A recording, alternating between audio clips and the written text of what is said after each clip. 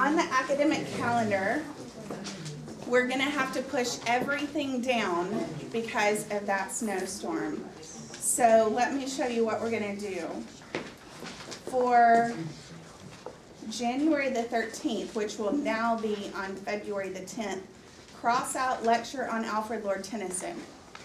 So I'm going to wait and give you that lecture in Cambridge.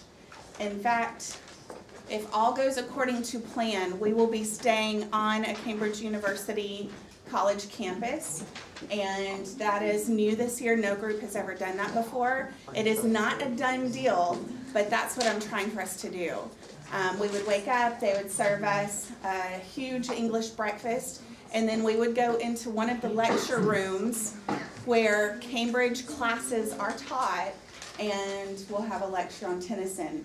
That'll just last for a couple of hours, and then we're out in the city the rest of the day. We're on the water, we're playing Frisbee in the park, we're exploring the town, the market, the bookstores, the tea shops. Like, it's gonna be a great day if all goes to plan. So what you can do with your calendar is move all the dates up one. So January 13th, it would move to where it says Wuthering Heights in-class essay test. February the 10th would be the Much Ado About Nothing movie review. March 24th is the Pride and Prejudice work, and April 28th is the Macbeth work. Okay? So by holding out on Tennyson till England, we won't have to add an extra session. You're welcome. So it just means you have extra time to do everything. So what that means is next class, the only thing that is due on February the 10th, that's the day before my birthday. I do accept generous donations. All that's due that day is the Much Ado About Nothing movie review. I need to make a comment about it though. It is a Shakespeare-based film. It is based on a Shakespeare play. You get all Shakespearean tragedy in your Mount Perrin career. I'm giving you a comedy. This Much Ado About Nothing is my favorite of the Shakespearean comedies. Now, comedy by Shakespeare standards does not mean funny haha. It means everything ends happily instead of everyone dies. Okay, that's the difference in a comedy and a tragedy. So, at the start of the movie,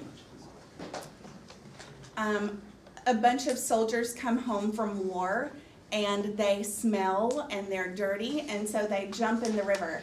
There are nude buttocks. So I'm gonna let you watch it, and I think your parents will be okay with it, but I just wanted to caution you. So if you can tell your parents, if they're not okay with that, they can fast forward the first couple of minutes of the movie. But, I mean, it's nothing we don't all have, right? So, let's go on. Look at what will now be March 24th. March 24th is the Pride and Prejudice movie review, which everyone will do. And it is like a chick flick.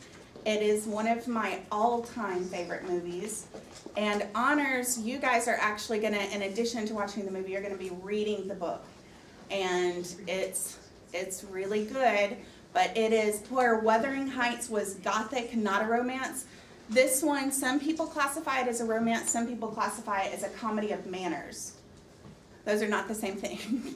But a comedy of manners means it makes fun of people of a certain society. So part of what's comedic about it is the emphasis on everybody getting married off.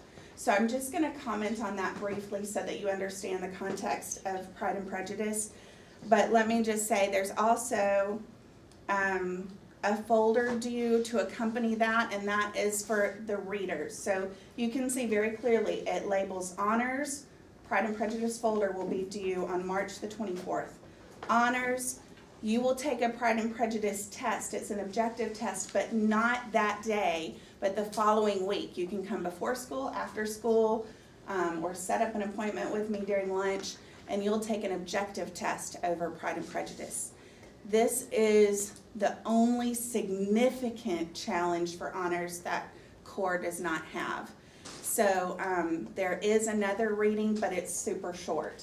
So this is your time. But because Pride and Prejudice is long, that's why I'm not assigning it for our February due date. I want to give you, that gives you over 2 months to read Pride and Prejudice. Okay, so you've got plenty of time to pace it out since it is long. It's similar in length to Wuthering Heights. Then we end with Macbeth, and then Honors does Great Divorce.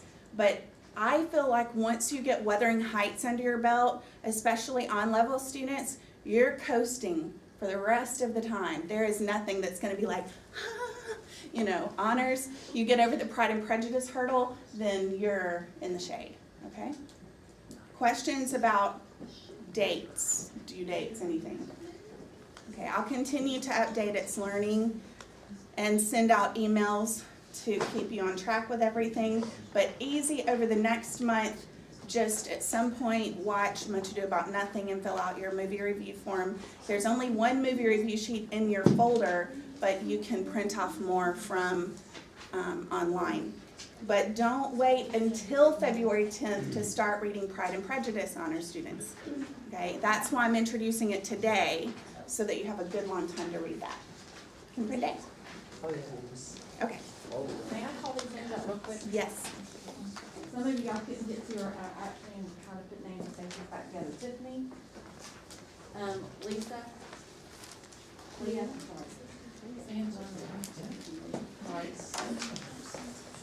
Caroline Sigmund,